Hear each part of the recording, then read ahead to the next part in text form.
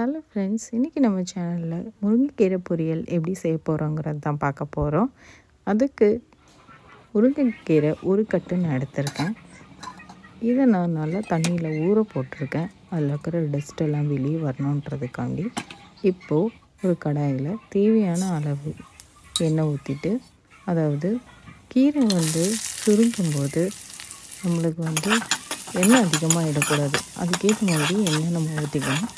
கடுகு போட்டு சீரகம் போட்டுட்டு கட் பண்ணி வச்சுருக்கிற 2 வெங்காயத்தையும் போட்டுட்டு ஒரு 10லேருந்து 15 வரைக்கும் பூண்டு நான் யூஸ் பண்ணியிருக்கேன்.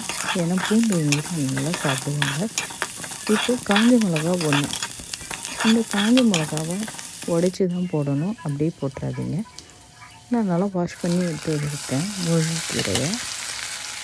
இப்போ அதெல்லாம் நம்ம போட்டுக்கலாம். இந்த முருங்கைக்கீரை தண்ணி நல்லா விடும். நம்ம என்ன பண்ணோன்னா சிம்மிலேயே தான் இதை வதக்கணும். இந்த வெங்காயம் எல்லா இடத்துலையும் நல்லா பரவிருக்கு. அந்த அளவுக்கு நம்ம வதக்கியாச்சு. இப்போது கொஞ்சமாக தண்ணி ஊற்றிட்டு நல்லா எல்லா இடமும் கலந்து விட்டுட்டு மூடி போட்டு ஒரு 2 மினிட்ஸ் நம்ம சிம்மிலே வேக வைக்க போகிறோம். இப்போ ஓப்பன் பண்ணி பாருங்கள். நல்லா அந்த ஆவியிலே நல்லா வெந்திருக்கும். கீரை நம்ம எப்போவுமே செய்யும்போது உப்பு லாஸ்ட்டில் போட்டோம்னா உப்பு கைக்காமல் இருக்கும் நம்மளுக்கு. ஏன்னா நம்ம கீரையோட அளவு அதிகமாக இருக்குன்னு சொல்லிட்டு சில நேரத்தில் உப்பு அதிகமாக போட்டுருவோம்.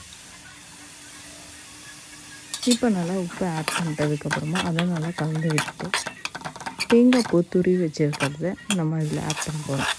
இந்த தேங்காய் பூவும் எல்லா இடமும் பரவுற மாதிரி நல்லா அதை கிண்டி பாருங்கள். தண்ணி நல்லா ட்ரை ஆகிடுச்சு. இந்த ஸ்டேஜில் அடுப்பை ஆஃப் பண்ணிக்கோங்க. இது சாம்பார், ரசம், இந்த மாதிரி காரக்குழம்பு இதுக்கெல்லாம் நீங்கள் யூஸ் பண்ணிக்கலாம்.